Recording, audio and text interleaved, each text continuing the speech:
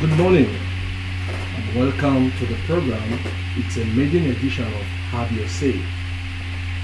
Have Your Say is an audience participatory program where we highlight progressive socio-economic and political activities in our country as we continue on the train of change to enhance good governance.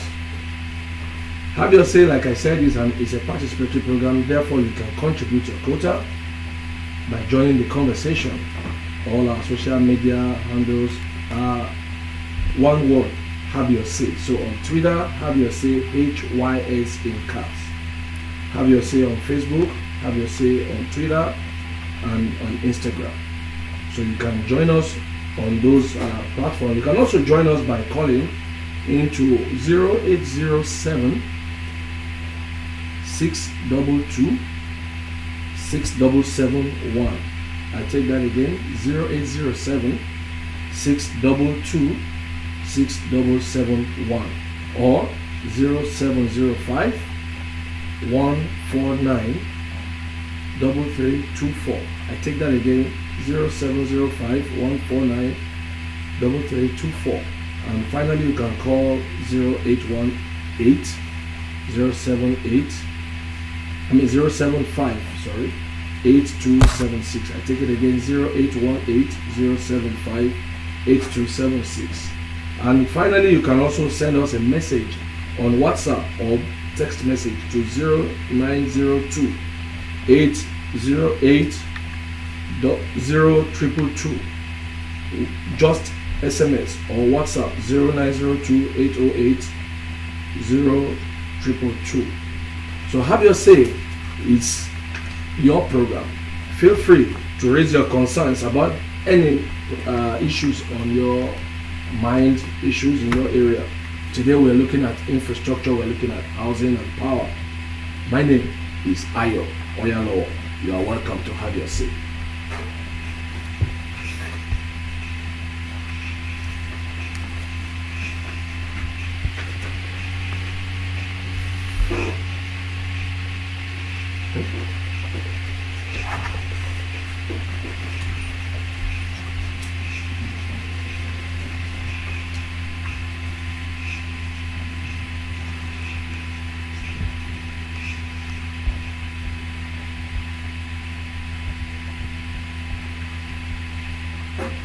Efficient power supply, effective infrastructure, and affordable housing are major components of social economic development. In line with this, the present administration made them its major priority to improve the standard of living of all Nigerians. How well has the present administration fared in his bid to provide this needed infrastructure and housing? Today we'll be having with us in the studio the Minister of Power, Works and Housing, Mr. Babatunde Raji Fashola. He will be with us. He's already with us now. You're welcome, sir, Your Excellency.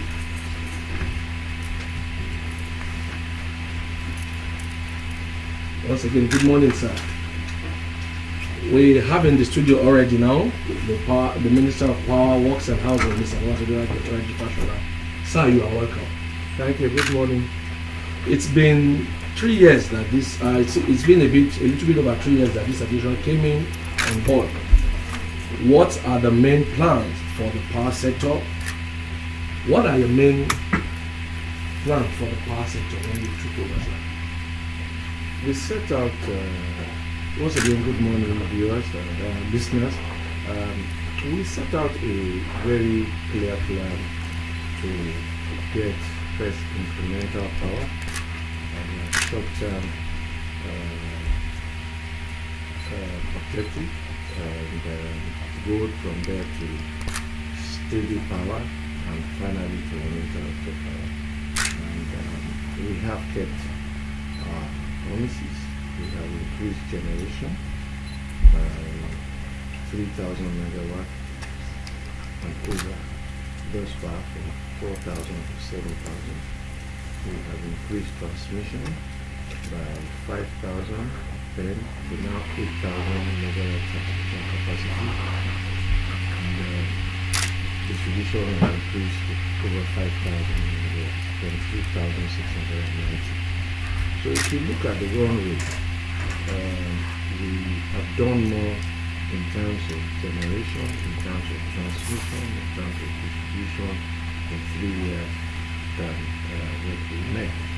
For example, generation was averaging 250 megawatt per year over 16 years. We increased that to an average of 1,000 megawatt per annum over 3 years, and there's more to come. So we're not done. We're also decentralizing the access to power through mini-grids. We initiated and passed a mini-grid policy and regulation, and we're using those mini-grids now to provide direct access to underserved and unserved communities.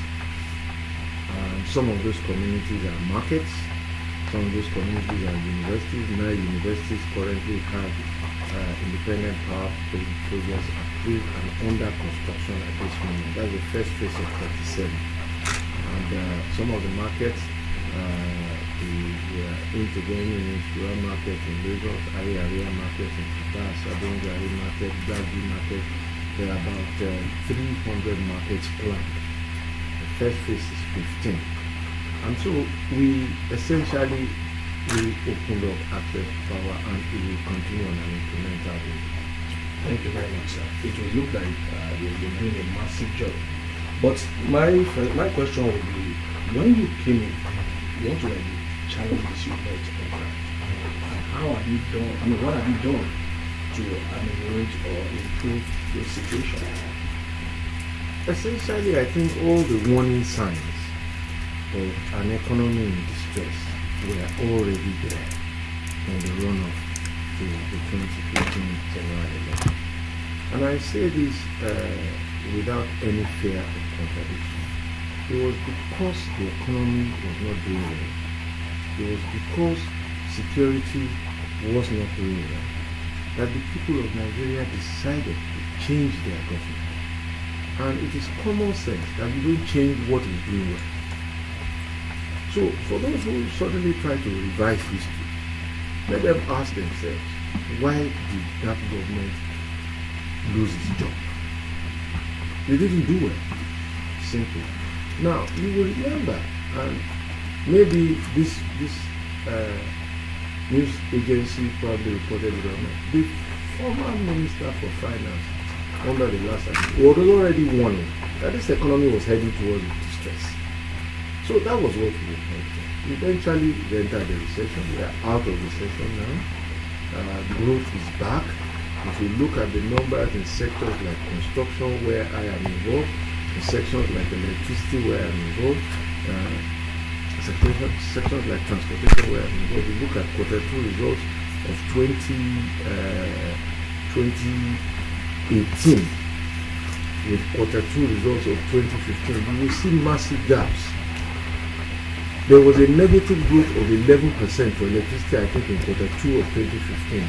There's now a positive growth of 7%. Construction also about 7%. Manufacturing, I believe, is about 21%. Transportation, so it's heading in the right direction.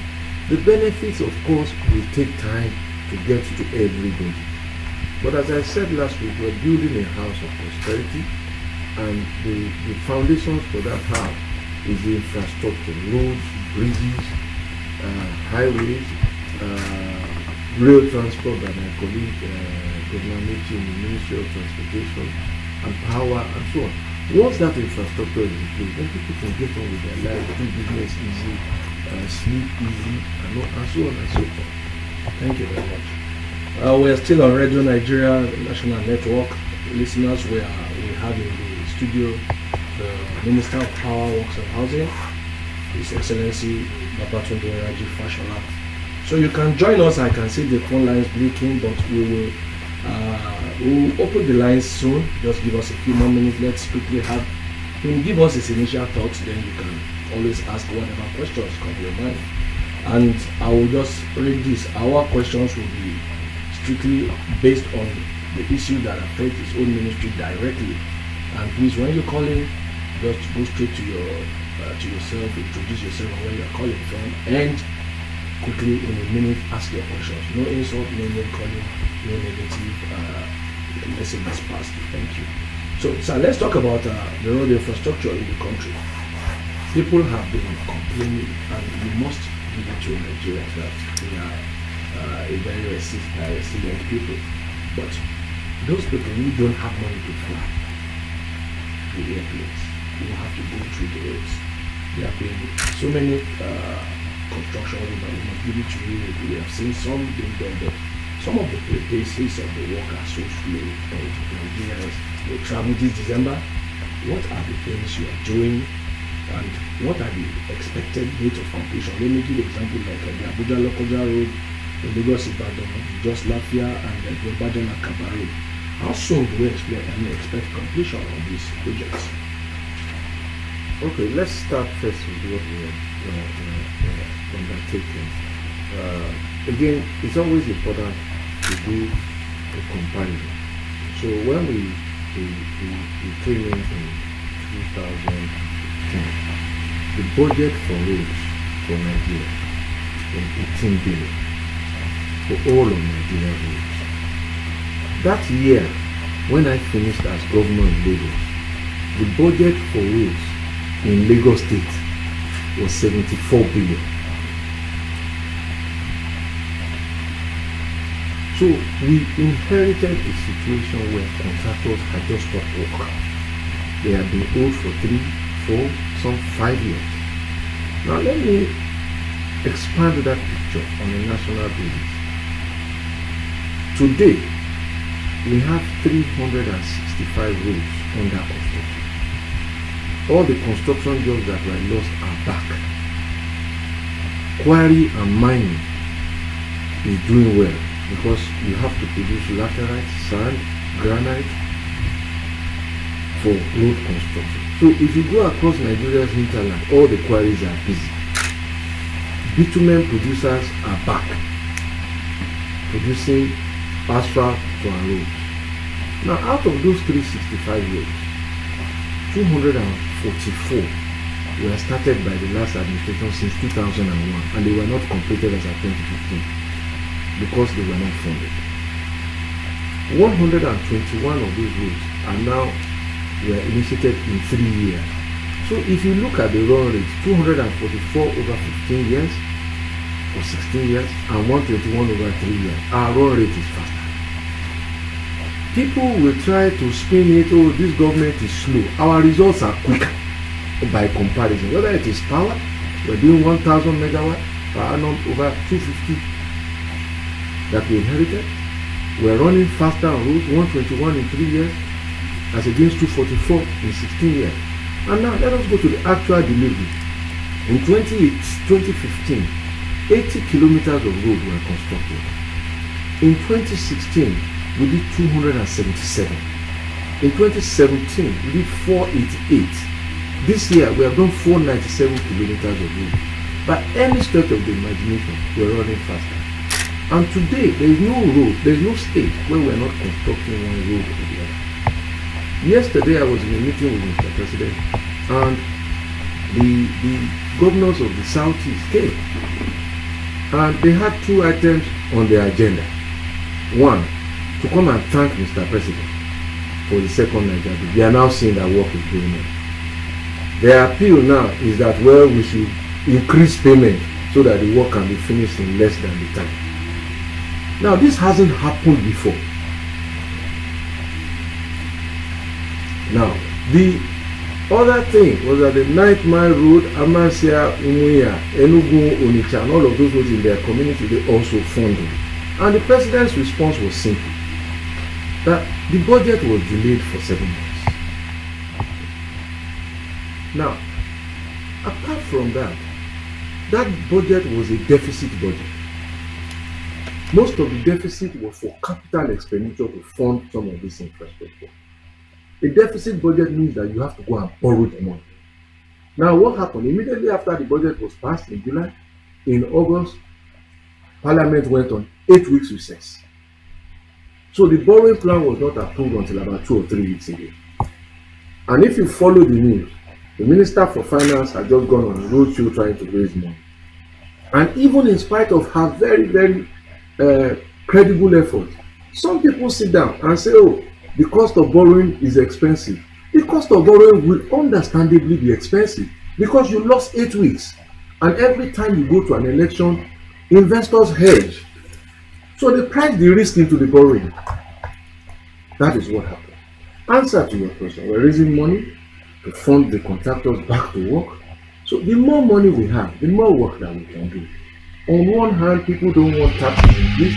On the other hand, they want good roads. On the third other hand, they don't want government to borrow. Where does government get it?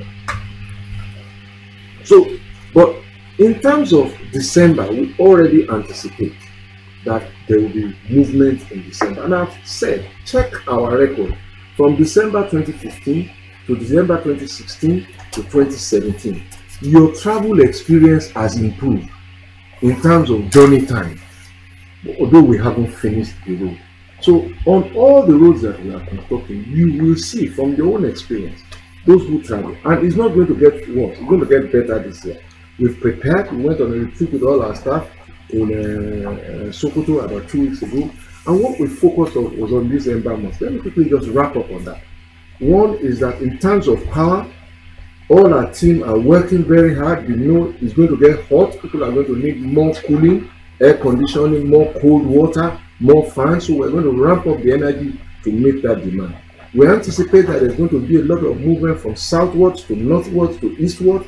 So in all those villages and all those places where maybe people come home once in a year for Christmas, and we're dedicating extra energy to that area so that the experience can be better. We have also met with all our contractors on the roads to provide gangs to fill potholes while construction is going on, so that they don't change their construction program, but they continue to ameliorate the sections where work has not reached. And we've also met with FRSC, the road marshals. They set up camps across the nation for help for commuters in distress and so on and so forth. I've also approved an emergency intervention for 53 roads that were devastated by flooding, so that at least people can move through.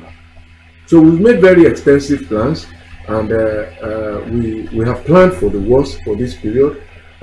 We will hope for the best. Thank you, Your Excellency. It's a very engaging personality. If I leave him, he will take over the program. Still on the network service of Radio Nigeria, the program is Have Your Say. Like I said earlier on, you can join us on all our social media platforms, Twitter, Facebook, Instagram. The handle is Have Your Say with HYS at the end. So you can join us. Please feel free to be a part of the program. You can also call in on 0807 622 6771 or 0705 149 3324 or 0818 075 8276. You can also text us on or send us a WhatsApp message on 0902 8080 222. My name once again is Ayo, and you are on the network service of Radio Nigeria. The program is Have Your Say. Sir, street lights are key to safety and security of our roads. What is your ministry doing to improve the present situation? I know you have a huge portfolio to cover the whole nation. For instance, looking at Abuja, driving in the night on some streets so dark. So what are you doing to help ameliorate the situation? Thank you very much. I think it's a very interesting question you raise, and I think it provides an opportunity for clarification and information to our people. Nigeria currently has a little over 200,000 kilometers of road network, advancing rapidly. Out of that network, road network, I think only about 16% belongs to the federal government. And I think 18% belongs to the state governments, and the remaining about 60% or so belongs to local governments. So if you see globally, interstate roads that go from state to state, those are our own roads. No country that I know connects street lights to the entire length of 500, 600 kilometers of interstate road. what is standard practice is perhaps in the last 10 kilometers before you reach any city, the lighting comes in. And that is what we are planning to do as we near completion. But most of the municipal lighting you need on the streets are responsibilities of states and local governments in the design of their road infrastructure. And I'm happy to say that globally, all the 36 states that I've seen, the culture is catching up. From total darkness a few years ago, we started back in Lagos, and the culture has caught on. There are very few states now that you will see, at least in the capital, that you won't see lighting at night. Now, the challenge is to sustain it using technology. In terms of FCT, we don't own any road inside the FCT. All the roads in the FCT belongs to the Federal Capital Territory and Federal Capital Development Authority. So, but I know that the minister has taken up this issue with us, and we're working to provide them a reliable source of power that enables them to power the streets, the street lighting in a very efficient and cost-sustainable way, because cost is important, so that it doesn't take away all of the resources just to provide that service. Okay, can I see the phone lines blinking? Maybe I should take one or two calls before we continue with our question in house. When you come in, please remember to turn down the volume of your radio set to avoid holdback. Please, we insist on decent language, no foul utterances. Just highlight the areas of concern around you as concern the Ministry of Powers, Work and Housing. Be concise. Keep your contribution short and simple so that other people can also join in. We have our first listener, our first caller. Your name and the location where you are calling. Good morning, you are on. Your name and where are you calling from?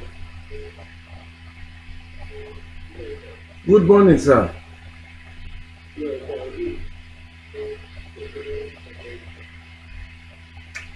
I beg your pardon, sir?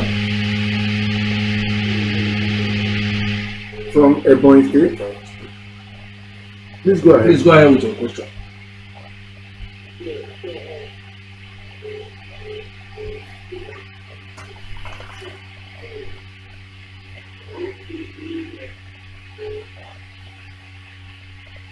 I'm sorry, sir. That connection is bad. I can hardly hear you, sir. Hello, welcome in. What's your name and where are you calling from? Just mention your name and where you are calling from. Please be concise. You are on.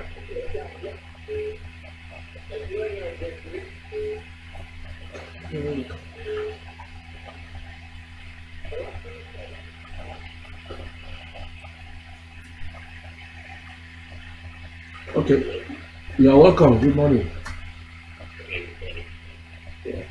Your name and where you are calling from. Please be concise and straightforward. Okay.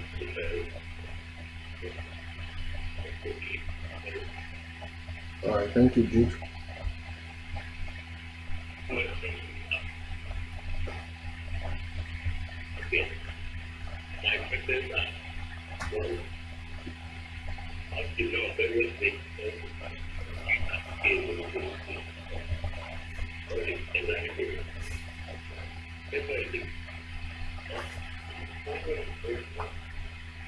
Sorry, I didn't hear the question. You were saying something about electricity in the next state. What is the problem?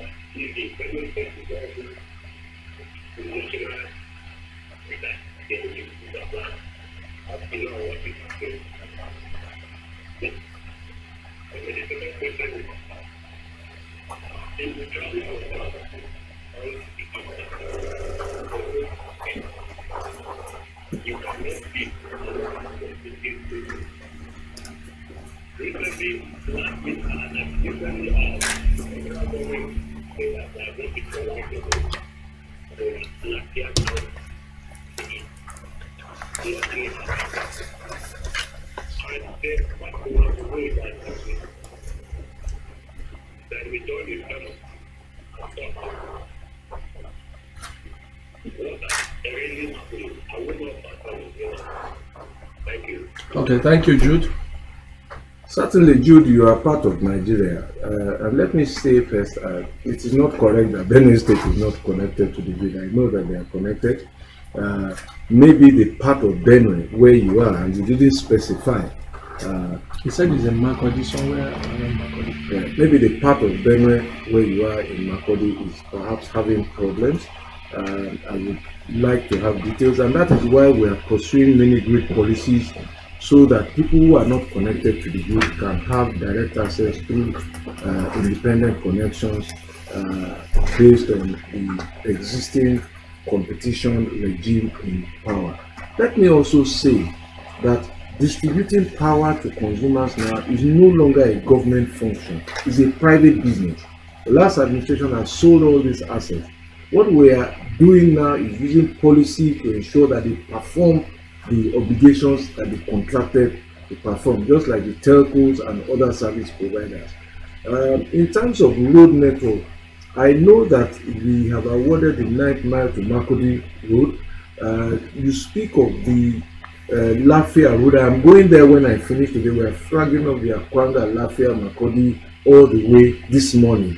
Construction will start. We were delayed by settlement of compensation issues by farmers and people who had built and were on the corridor. We had to sort out compensation issues before we started. In terms of further access, you might or might not be aware, the local Oweto bridge that links Nasarawa and Benue State is virtually completed. The road link up to the bridge is what we are waiting to complete to open up that axis. I hear that it normally takes about 3 days for that connection to take place. Once we finish that road, either in December or early in January, the travel time will reduce to, I believe, about 5 hours from 3 days. So work is going on. Just bear with us. We're almost there. And these assets and infrastructure take time to build. It's man-hour per day. And people who work also have to rest, while the laborers have to rest. They work within international labor charters that require that they work a minimum or maximum of about 8 hours a day until they break, and so on and so forth. Thank you, Excellency. You are on now, please. Your name and where you're calling from. Your name? My name is Victor. Okay. Good morning. Your Excellency is here to listen to you. Good morning, ma'am. Good morning, madam. Yes, please, question.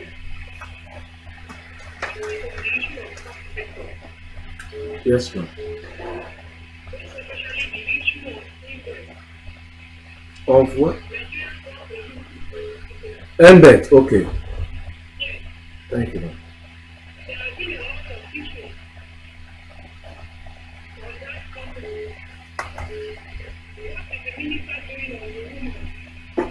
What are the issues now? What are the issues now?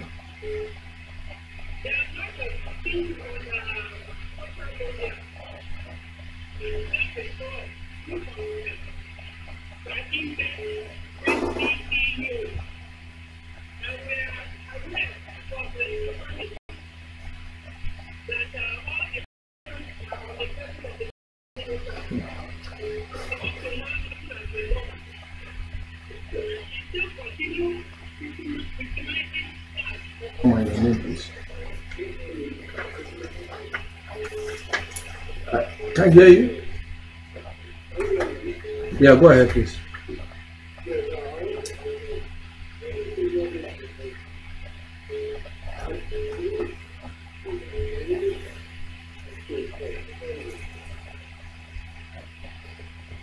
I think he wants to know which road has been awarded. Thank you very much. Okay, sir. I think I should give you some time now to respond to some of the queries.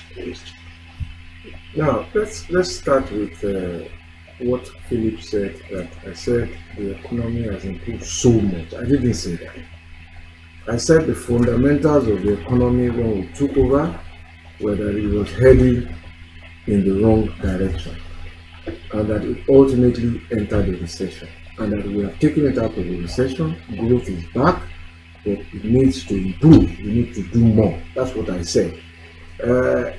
He said also that we shouldn't compare. Really and truly, we cannot measure progress if we do not benchmark where we started the journey from. You cannot know if you have traveled 10 kilometers if you not take our origin. Our origin was where we were in 2015.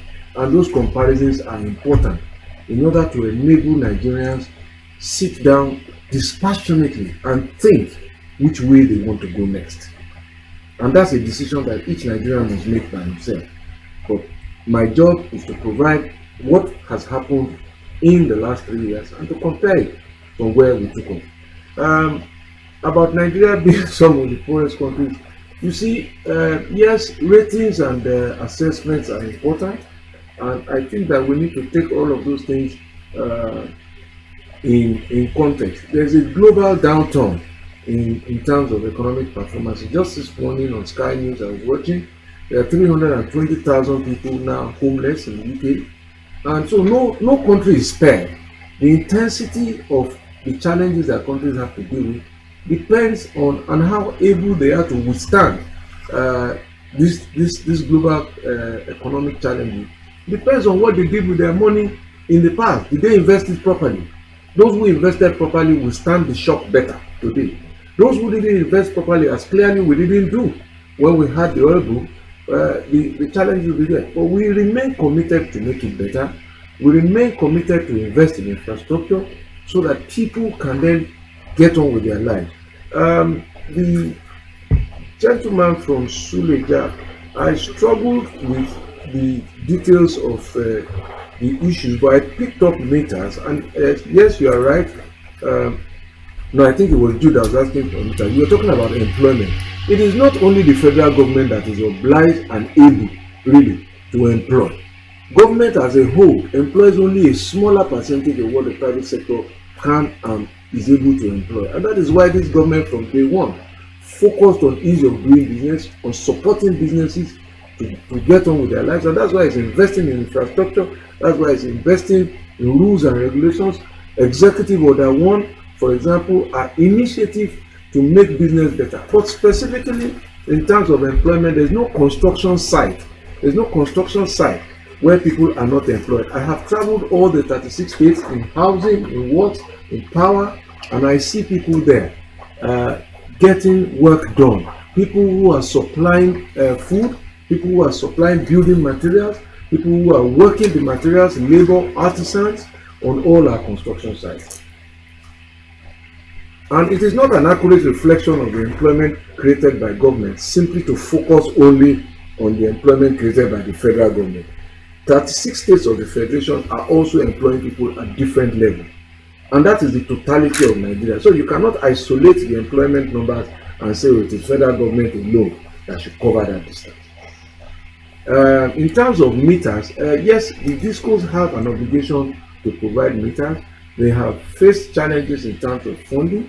But if you go around, as I do, we are getting first reports that some people are getting meters, maybe not as fast and as quick as you want, which we acknowledge. And in order to make it quicker and easily accessible, we have provided a policy, meter asset provider policy, with regulation. And 108 entrepreneurs and businesses have applied to the meter supplier. And the regulator, which is NEC, has given the no objection. It is now left for the discos to sign meter supply agreements with these companies who will fund them and distribute them. This is how government works. Every problem we see, we are responding to with policies, and we are seeing uptake of those policies. And I assure you that things will get better. Thank you very much. Now we'll go on a short break. When we come back, we'll still be on Have Your Say on the Radio Nigeria Network.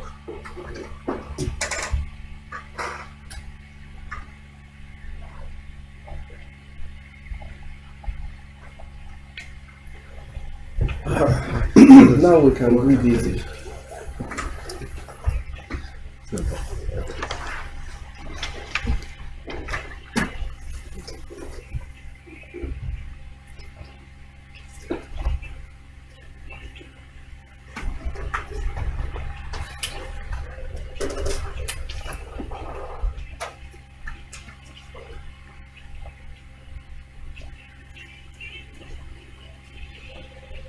Am I saying the social media? And they'll bring, I think they want to scribble it down. response. Social media, where are they?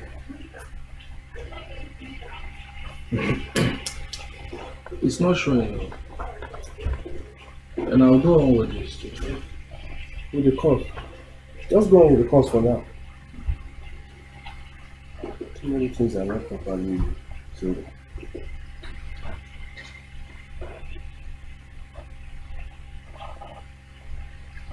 Welcome back. The program is still Have Your Say on the network of the Radio Nigeria. Like I said earlier on, Have Your Say is a one-word statement. Have Your Say with HYS at the end. And you can find us on Twitter, Instagram, Facebook, and you can also send us a message on WhatsApp or text message on 0902 808 0222. Messages or WhatsApp on 0902 808 0222. You can also call us on 0807 622 6771 or 0705 149 3324. And lastly, you can also call 0818 075 8276. And please, when you call, try and turn down the volume of your radio set to avoid a holdback. And then we insist, like we've had good callers already, decent language, no foul utterances. Kindly highlight the area of your concern around concerns on the Ministry of Power, Works and Housing. My name once again is Ayo Oyalowo. This is Have Your Say. I have a few more callers online now. Let's pick one or two while we wait for those on the social media. Welcome, good morning, your name and where you are calling from. My guest in the house is the Minister of Power, Works and Housing, His Excellency Babatunde Raji Fashola. Good morning, where are you calling from and your name, please?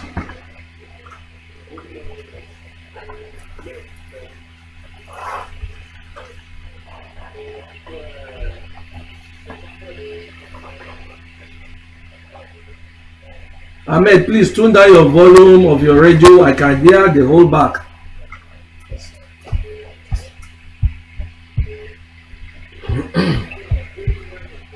Yeah, good morning.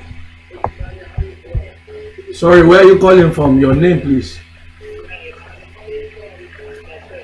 Your name?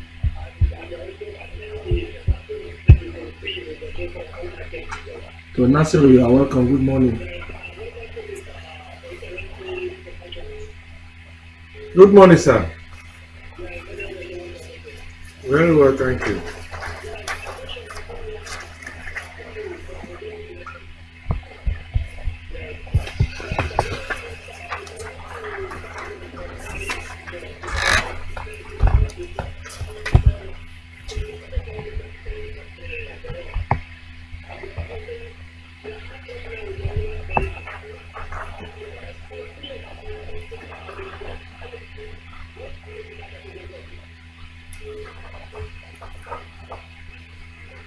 Good morning, your name and where you are calling from.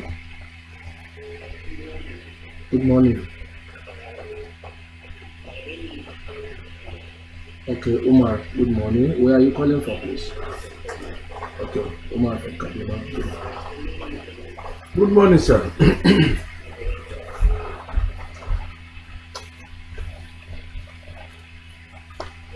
Hello, sir. I think we lost that call, unfortunately. I think Jude Ugbaja is back from Imo State.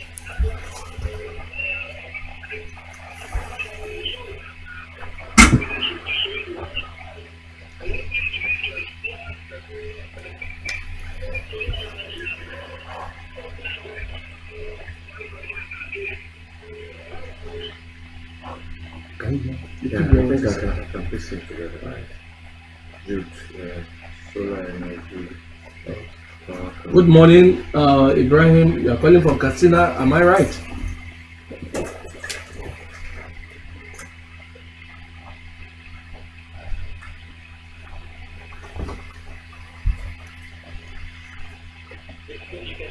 Okay, I can hear you now, Ibrahim.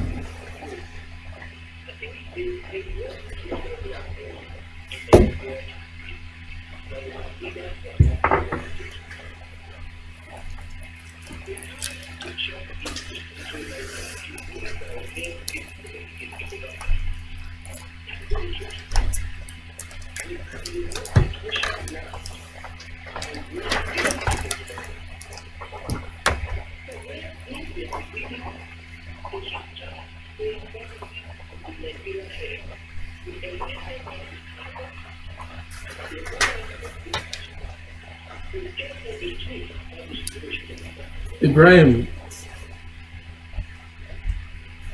Okay, Ibrahim, thank you very much for your contribution. The minister has heard you, and I'm sure he will respond.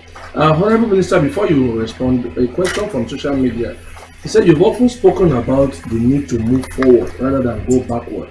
Can you please explain this to Nigerians?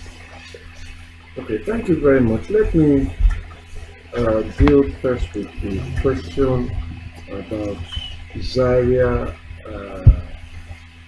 rule, and to say that we have this year awarded the Abuja Kaduna Zaria Kano, and that is the one that carries the heaviest traffic, and we will get to other connecting roads as we go on. People must continuously remember that the country does not have limitless funds, it has limited funds, and we have to make choices about where to invest the money.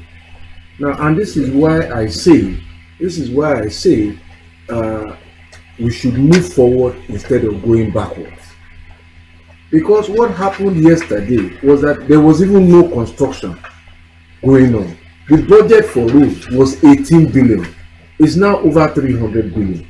That is progress of intent, of funding, at a time when oil prices have gone below $100 per barrel.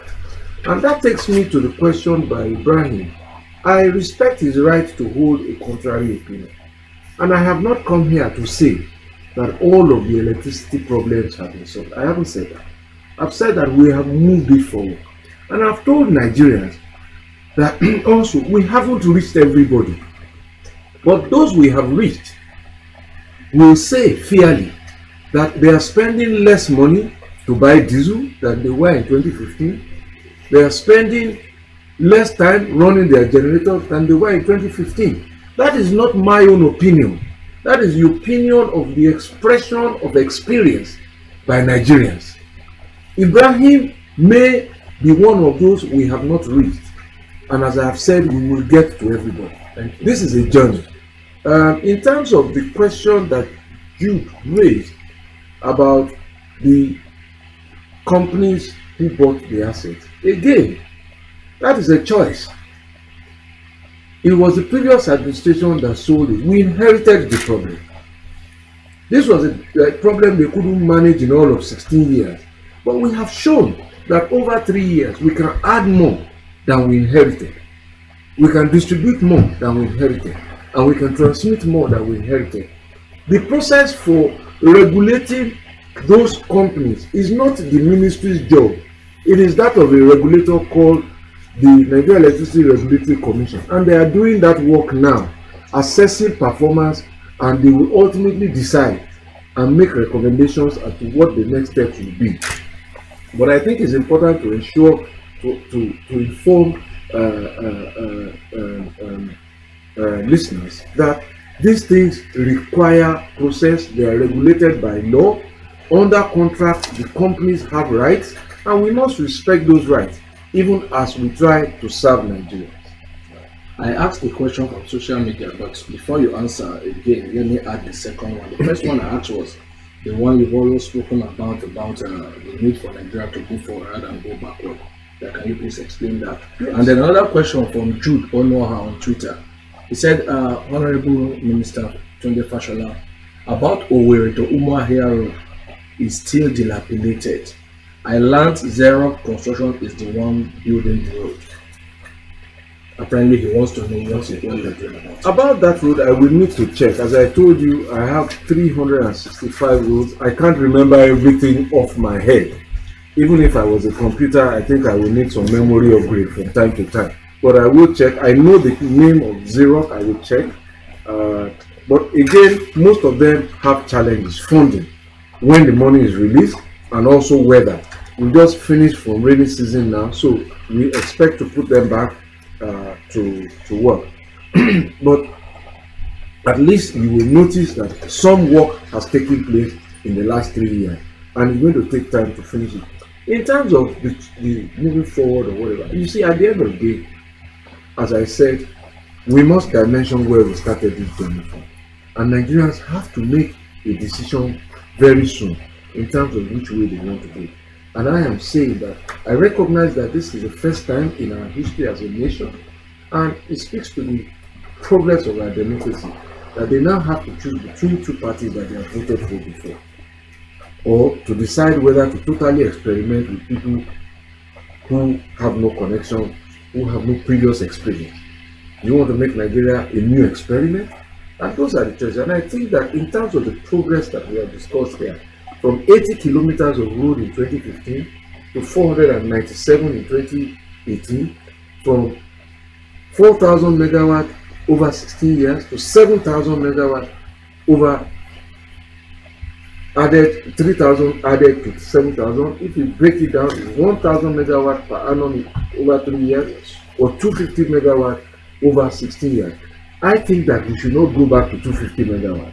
We should stay with 1,000 megawatt with the capacity to increase. We are adding the Azura power next week, and so many other plants are going to come. So these are the choices really. And to also ask yourself, which team had more resources? Is it the team that had $100 per barrel of oil for almost a decade, or the team that during his tenure oil actually fell to $28 per barrel, but they are budgeting more for roads than 18 billion that was budgeted in 2015? Those are the choices that Nigerians have to make.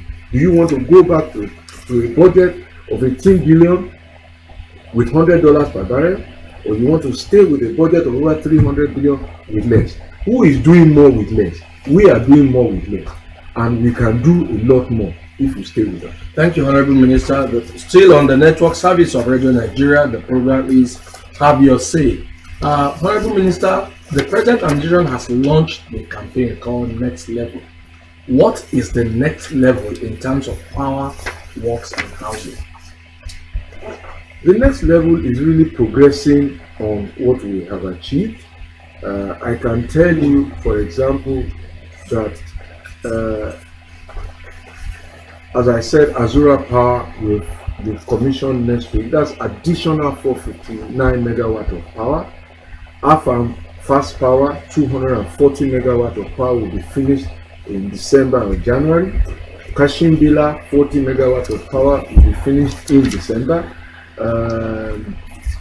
Zungeru, which was trapped in court for 3 years before we came back on stream, it will provide 700 megawatt of power when it is finished in 2020. So these are the things we mean when we say let us move forward to that level. Additional power, incremental power, and a better power experience. Thank you, Honorable Minister. As we are running out of time gradually, I have two questions here for you. One, they said that there are some highways that traverse some states and they are said to be federal roads, but some state governments refuse to repair them. Is there any partnership with the states to fix these roads? Number one. Then secondly, what is the situation of the National Housing Project, e.g. the FISH, the FISH? Let me quickly say that the FISH is not the National Housing Project. The FISH is a project for housing initiated by the Office of the Head of Service. All what my ministry does is to provide technical support in terms of building and all of that for the Office of the Head of Service with that project. So that's it. The National Housing Project is the one we are undertaking across the state, building houses for Nigerians. We haven't finished the houses, but we are constructing in 34 states. that have given us land, and it will also provide employment for people. We're using local material. No less than 41,000 people are employed on all those sites nationwide.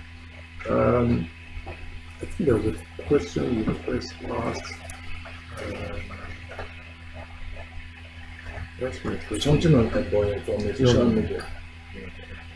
Yes, the state rules, whether there is collaboration. Yes. The federal government is collaborating with states. One of the things that the president decided to do was to refund the expenses incurred by states for abandoned federal roads, and that's important. At the time, federal government had abandoned its roads, and so state government had to be spending their own money to fix federal roads, and people must realize whether they want to go back to that. And this is why we're saying moving forward. President Buhari is now collecting, it's over 477 billion that is owed to states, and the president has approved that it should be settled, and that from now on, the federal government should take control of the roads while the state government fix their own roads. So that is progress. Thank you, Honorable Minister. It has been an engaging discussion in the studio today. Hopefully, we will have some other engaging one next week. In the studio with me, people who have helped to bring this program to fruition. We have the studio manager, Prince Afone Ugweze. Our social producer is Olayemi Daniel and Conrad Labe. The cameraman is Jobrin Kasim, and I have my producer, Olaido Imbiwe. Live streaming has come to you via Tokubo Alaro, while the camera operator has been Peter Moses and Kevin Keke. Thank you. And the engineer is Usinia Fidelis, while those on the ICT and online media have been Benson Adeola. My executive producer is Sani Suleiman. We want to give you thanks for everything, and thank you so much, Honorable Minister, for coming. We sincerely appreciate that you have taken your time to be here. We know you are extremely busy, but we hope that when next we call on you, you will find time to come again, because Nigerians want to hear from what you and the government that you represent have been doing. Thank you so much for showing up, sir. Thank you for having me.